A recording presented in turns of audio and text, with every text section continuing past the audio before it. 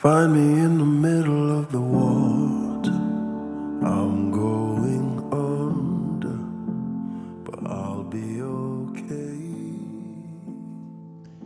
Hi, I'm Dr. Chris Stevens, and this is the Psychology to Live By podcast. Hello, everyone, and welcome to Psychology to Live By. Today is a roundtable with some very creative and musically knowledgeable people. I'm joined by my friends from Nettwerk Music, Terry McBride, Chairman and CEO, Chris Norwood, Chief Strategy Officer, and Karen Mix, Director, People and Operations. Today we'll be discussing my podcast with Jake Issac, who is a Manchester-based multi-instrumentalist with a really distinctive style as a singer-songwriter fusing soul, jazz and rock. He's had a stellar career, having worked with and supported a diverse range of artists from Sting, India Ari, Ella Eyre, Paloma Faith, Lake Street Dive, Joan as Policewoman, Angus and Julia Stone, Tori Kelly and Elton John. Well, this was a really stimulating discussion, and I found Jake to be a delightful, gentle and thoughtful man.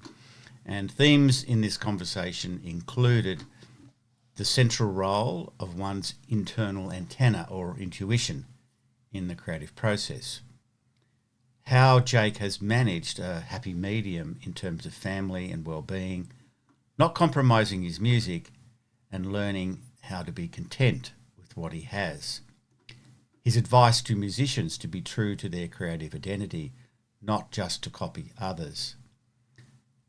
The spiritual and sacred aspects of music, the role of highs and lows, including suffering, in making art authentic and relevant, the centrality of the African philosophy of Ubuntu, or I am because we are, in Jake's whole approach, and his advice to young artists to both diversify and to get enough rest to sustain and stimulate creativity. It was a wonderfully diverse and well-humoured conversation, and if you haven't caught the podcast, I really recommend it. And now, to my very good friends from Nettwerk Music. How are you, my friends? Are you all well? Doing well. Doing well. Excellent. It probably was fairly evident to you how much I enjoyed talking to Jake. And I was just so impressed with him, and we struck it off straight away. He was very easy to talk to. And in that way, I think the conversation itself was creative. And there's something about that, I think, that in a way the conversation reflects a lot of what Jake was talking about. Anyway, that's enough about my impressions. What I'm interested in, of course, is yours. Who would like to lob something in here now? I can start us off. Thank you very much. A couple of interesting points in this conversation that riff off of and in some way kind of loop around some of the things that we talked about in the past. The one where what kind of stood out to me was when you and Jake were riffing on the idea of, I think you were talking about when he was performing acoustically in the middle of the audience. And he sort of said something that a big part of that experience to create is actually that sharing of it and that experiencing of it in the communal environment. And one of the things that we've talked about historically is also like the idea of not being precious and creating just for creating's sake and not caring whether or not it necessarily connects with the audience or whatever, I mean, it's more of this let the act of creativity be the guide. And I was mulling on this kind of, it's not really a friction, but maybe let's call it a friction point for a minute. And it seems like the way that I was harmonizing these two perspectives in my head is actually like the value of that communal impact is about the driving of connection, not necessarily the feeling the need of validation from an audience. Is that Am I writing the square in the right way? Like, I'm curious what you all think about that kind of dichotomy. Well, I notice your colleagues nodding furiously, so I think you're heading. I think that's actually very beautifully said, Chris. And that is entirely the important distinction here that he's very interested in connection and that Mhm. the Ubuntu, the African thing, I am because we are. Uh, I think that's a really deep thing for him. Yeah. And so standing in the round, amongst the audience, performing, um, the sense I have of that is the dropping of a sense of self consciousness, the dropping of this is about me, and but it has that curious aspect Mhm. that one is not worried, not caring so much whether other people like it, right? But when they do, it's gold. It's this Mhm. one, but not as in stroking his ego, but as in actually um, making him feel a part of the group around him. Yeah. And I'd imagine if Jake were here, he'd probably steer this back to that, the conversation we had about music as spiritual and as sacred, Mhm. Mhm. and that is like the quintessential spiritual experience of music and sharing music. Um, what I love too, by the way, uh, sometimes I'm a bit verbose. I think. Would you agree, you guys? Perhaps yes. Uh, and you wouldn't say Jake was verbose. He had just a plain language, but straight to it. You know what I mean? Yeah. Which says to me that he's speaking from direct experience. It's not book learning. Mhm. It's direct experience, and so uh, yeah, I think that's a really interesting. Um, it's a really interesting psychological capability. One to talk about, but and two to try to develop, and it's at the heart of almost all the work I do Mhm. as a psychologist is helping people become less self conscious and orient them much more to compassion and connection, Yeah. right? And so there's many roads to Rome, and obviously music is one of those roads. And but yeah, it's quite something when you can experience it, right? It makes kind of everything worthwhile, but not again from an ego sense. Yeah, so no, very, very well spotted, Chris. I think that you're right on the money there. Thank you. Yeah. So who's going to follow that? I'm happy to. I could not agree more as far as like the relatableness of Jake and just like such a Mhm. pleasure to listen. I could have listened to him for 2 hours. Well, your conversation with him for 2 hours because it was just there was so much that was just I feel like we all can really relate to. Yeah. I the when he was talking about the mountaintops and the valleys, like just the visual of that to like when talking about suffering and going through any type of suffering, whatever it is, to being more appreciative of the views from the top. Mm. And that just really resonated with me. I think in the whole theme of learning to be content, that like you can in those valleys having the perspective of questioning the universe, like, well, why? What lessons are here for me to learn? Mm. That I can, take a step back. What questions do I need to answer here, opposed to, in like those times of trouble, or you're not getting what you want. Mhm. That, like, for instance, I was trying to sell my house for 7 months and it didn't sell, and so I took it off the market, and I was found myself really frustrated with the agent, but then taking a step back to say, like, well, wait a second here. What is the universe telling me to pause maybe? So I just found that in what he was saying that there's so much that we can all take from as far as like uh, pausing, that radical acceptance that you spoke about, Dr. Chris, and that codependency in the valleys of getting back to the connection with other people that might be in that same situation. Yeah.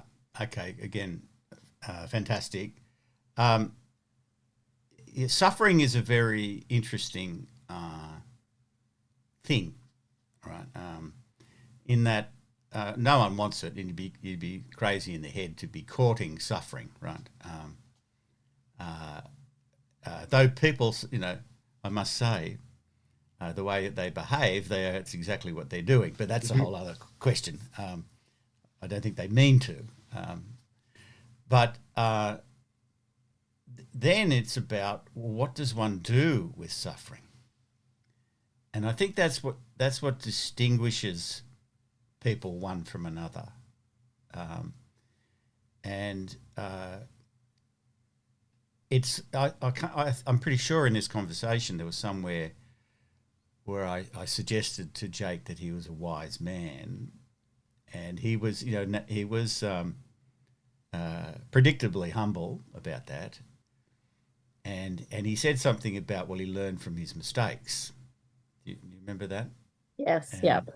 And and and I said, well, that for me is the definition of intelligence and wisdom, right? Um, because um, it's one of those cliches, isn't it, that we learn more from our mistakes than we do from getting things right. However, it's not that most of the time most people actually learn from their mistakes. In fact, in my experience, they repeat the same mistake over and over and over. And when I say they, I also mean we, of course. I'm not, but the more I've thought about this idea of suffering, I'll try out an idea on you guys and see what you think. I've got a fundamental view about well-being and mental health, and that is that it's an adjustment. It's an adaptation to fit in with objective reality, and to the extent that we deny or repress or refuse or turn our eyes away from objective reality, we're going to suffer,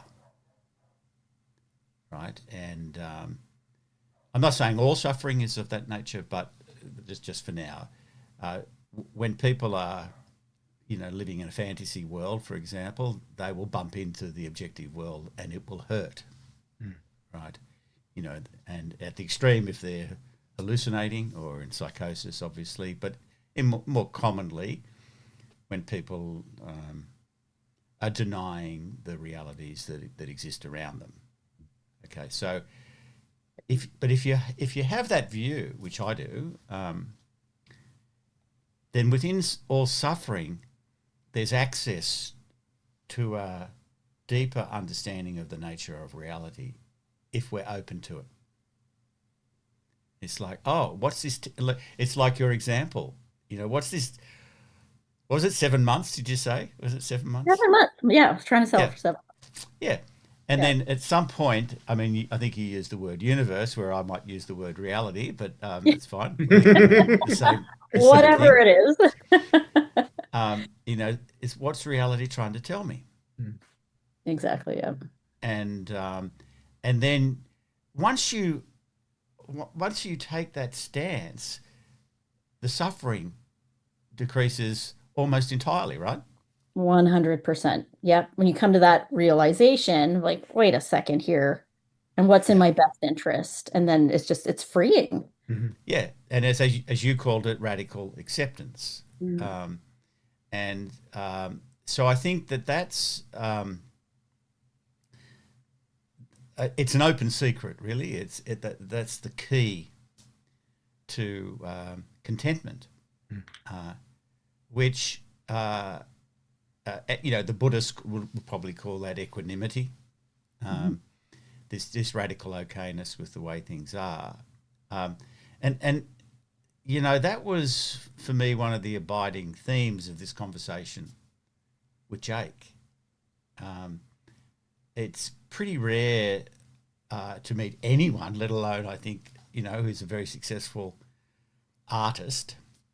It's pretty rare to meet anyone who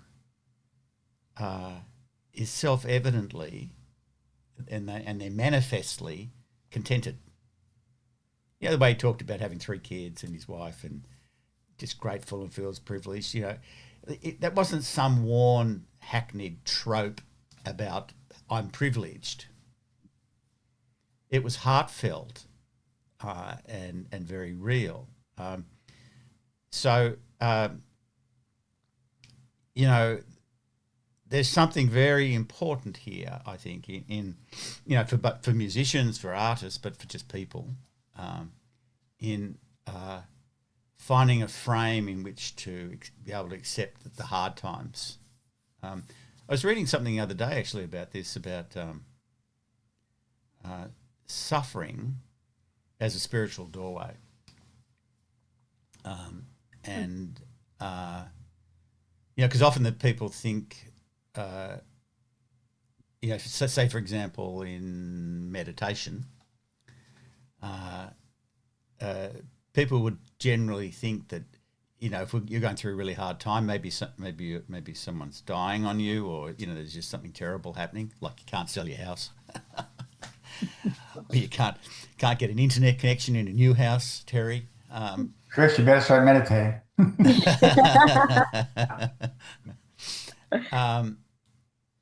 The normal way of thinking about that is, oh, well, that's going to stop me meditating. It's going to get in the way. And maybe not. When something really important is happening, and I think in some ways neither of those examples are, but if you've got like something very serious going on, and it's, it focuses the mind. It shifts the mind to what's actually important. And it brings the mind very much into the present moment.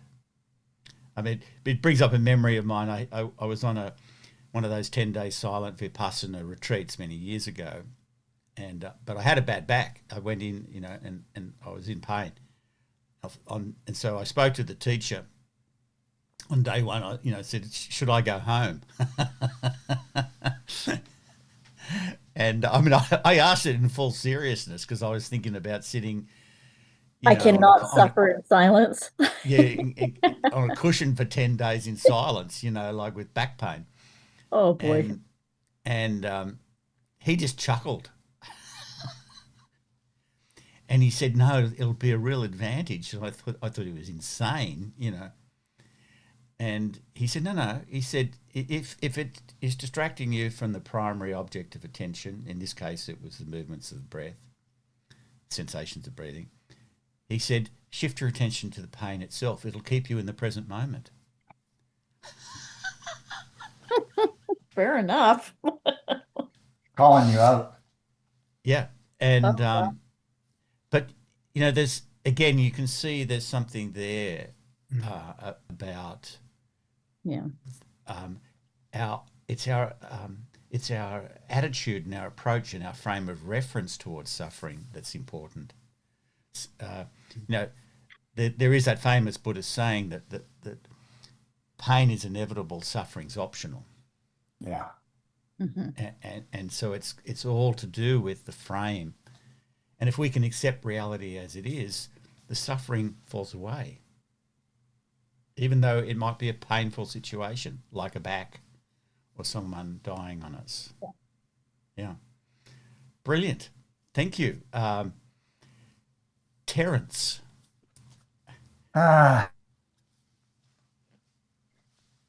Only my mom calls me that, or the like people at the licensing office. So I'm gonna lean a little bit back into where Chris was, which is the live environment. And he said something that was simple but also profound when you kind of think of this. I am only because we are. Yes. Philosophy, in that usually the most amazing parts of a live show is the live creativity that creates more creativity. It's usually when a guest appears or people jam or they do a cover song and they change it. That creativity that just accelerates within inside that moment becomes usually, and I'll use his, the bookmark of what people think, not just Mm. him walking into these sort of crowd. So Mhm. I was fascinated that his philosophy of his life was actually sitting in his performance. Mm. And I found that fascinating because I don't think a lot of performers think of it that way. So No, no, and I mean, I don't know this for certain, but I would guess that a lot of performers are caught in their ego, right? And yeah, and that's it's that, about them. as you said, art versus ego looks ugly, right? So, you Yeah, know, yeah, it does. And so I think there's a few things there, Terry, and thank you for that. Um, so one is this idea of um, creative interaction, and I mean, from an empirical point of view, most creativity is not a solo endeavor, Mhm. right? Because we tend to think of creativity only in terms of performing artists or something, but obviously it's a much, much, much more broad and defining feature of the species, right? And and most creativity happens in the group context. Um, the most common location for that is conversation, yeah, right? And so when you're talking about improvising, you're talking about a very special kind of conversation. Um, or when someone is doing a cover, you're having a kind of conversation with the original. But I'd almost say it's a public conversation. yes, exactly, Musicians doing something that they're not going to do exactly the same again. exactly. And you've got either hundreds of people or thousands of people watching it. Yeah. Yeah, and there's something that it's the live, authentic expressiveness, Yeah. the uniqueness uh, of that moment. I mean, it could even be they made a mistake. Like you can hit a wrong note and laugh, and then just move straight. I mean, it's like if you listen to any transcript of a conversation, there's ums and ahs and and misspeakings, and it's littered all the way through. It's not important. Um, Yeah. what's important is is the communication, and then the question here is, well, what is being communicated? And it's there's a kind of, I mean, this is like the miracle of communication generally. Like, without getting too philosophically nerdy, this is the problem of other minds, and the problem of what communication is. Like, how do I ever know what's in your mind, and how do you ever know what's in mind? So we use expressive media, speech, in this case music, it could be art, um, and the miracle is that it seems to land when it's really working. It seems to um, it's a bit like, what do you call those things, Venn diagrams. Yeah. There's an overlap somewhere. Concentric circles. Yeah. Yeah.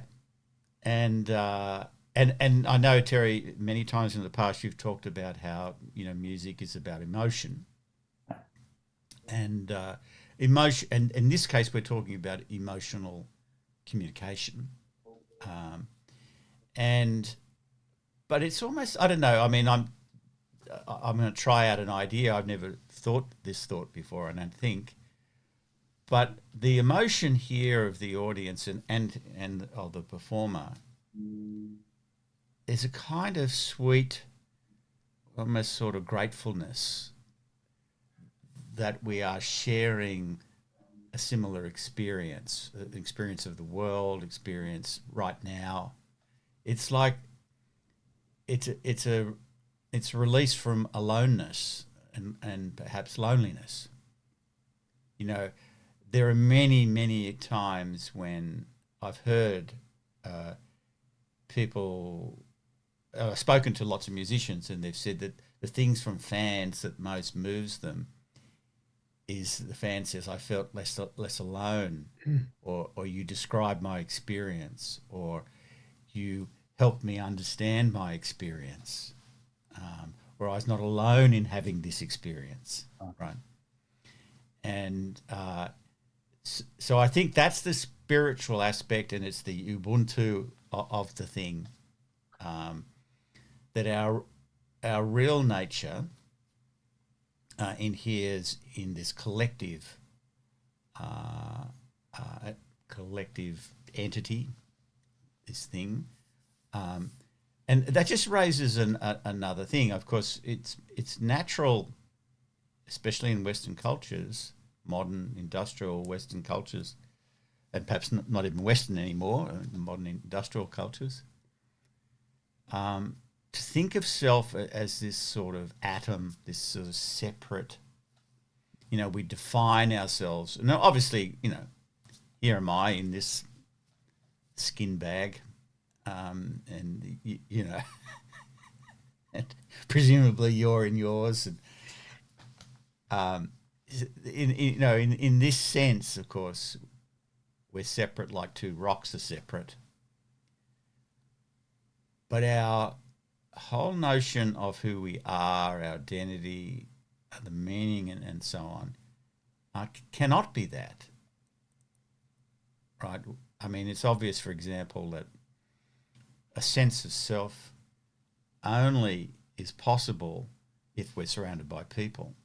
Yeah. A child would never have developed a sense of self. And we get it all from the reflections from others, right? No doubt there are qualities in here. I mean, I'm not saying there's no individual differences, but the Buddhist poet and monk Thich Nhat Hanh, who lived in France for many years, and he wrote a book called The Interbeing, and it's a beautiful notion. I mean, there's a broad Buddhist notion of the interconnectedness of all things, right? The codependent origination, I think it's called, but the idea is that we're just part of the universe, and the universe is part of us, right? Now, of course, in terms of physics, that's no doubt true, but in terms of our experience as human beings with other human beings, this notion of the interbeing is that, let's just take this august group of humans, and we've been doing these roundtables for quite some time, and we all know each other in the ways that we know each other. And in that, we have created an interbeing that only really arises when we get together. And it's a beautiful thing. And we can't say that it resides in me or it resides in you. It resides in between. And so I think in that way, that's the spirituality that Jake is talking about, when he's talking, and that you're getting at there, Terry, in these magic moments. Yeah. We're creating a sacred space where multiple people join and co-jointly create that space. Yeah. Right. And that's very uplifting for a person, but it's also humbling, because it's not about self. I'd imagine Jake feels an enormous gratefulness to the audience at that moment. Mm-hmm. So I was, as always look forward to these conversations, but I was particularly looking forward to this one because, and I was rewatching the video because I did it some months ago, and I thought I got really just engrossed in listening. Almost felt like it wasn't me, in there. It was just this interesting conversation. So I'm glad you guys liked it as well. Absolutely. Yeah. And thank you for the interbeing that we are. Next time we'll come up with a name for our interbeing. That's right. The rat bags or something. Skin bags.